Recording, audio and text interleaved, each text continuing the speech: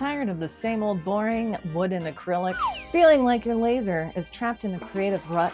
Well, buckle up, Buttercup, because today we're blasting off on an adventure to the unusual. Let's fire up that laser. First up, a terracotta plant saucer.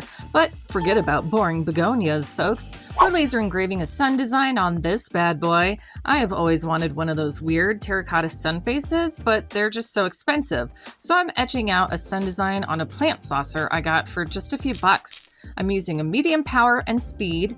And look at that beautiful color change. It's like magic, except with science and lasers. Next, we have the ceramic tile. Yawn, right? Been there, engraved that. But can you even see anything engraved on this bad boy? Haha, nope.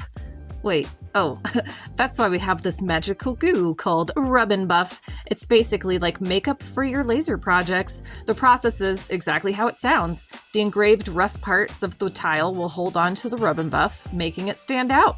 You just buff away the extra off the smooth parts of the tile and bam, here's another tile I did with a different color Rub and Buff. Beautiful. I think this one will make a great coaster, so I'll just glue on a bit of felt and it's all done. I paid less than 50 cents for this tile, so it's a potential huge moneymaker. Speaking of felt, it's the underdog of the laser world. Everyone's out there laser cutting wood and acrylic while felt just sits there, all lonely and underappreciated. Not today, my fuzzy friend. We're turning this felt into a little perfect bag for tiny treasures, perfect for hiding your emergency stash of gummy bears, or maybe some spare dice for your next epic D&D session. This next one will really inspire you. This little metal car is really going to make someone's day. My cat Dio helps me carefully take it out of the package. You'll see why we are being careful here in a minute. We are going to laser engrave a little message on top of this metal car. Just heads up, laser settings are a total guessing game. Start medium and kind of go from there. And hey, if it's faint, just engrave it twice. Now let's get that packaging back out. We are going to make a gift tag with the cardboard backing. I'm sure you have tried cardboard in your machine before. Using this cool background, we can make a unique little tag for the next unusual thing to laser on.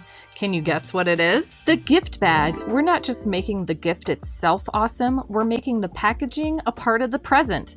Using a very low power setting and the very fastest speed, I am etching out a super fun design that will make the bag just as fun as the present. Look how cute this little road is. This kid is gonna lose their mind. Oh, we're not done yet. Have you ever thought about trying to sell something you can get for free? Using this rather flat rock, I just put on a little paint and it's ready to etch.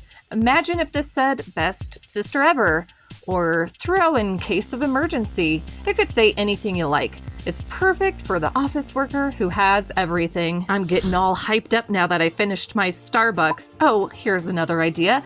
Taking this number 5 plastic lid off this cup, let's laser cut it. Since it's such a thin material, let's go with the fast speed and a pretty low power. With a little laser magic, we're transforming this lid into a coffee-themed stencil. Now let's see how it does. Ooh, I went a little over on the spice, but the spice must flow, as they say. I also found out my cat likes oat milk. What a weirdo. Okay, what's next? There is another material I hardly see used, and I made a whole video on it just right up here. It has made me a lot of money in the past, so I suggest you check it out. I'll see you over there.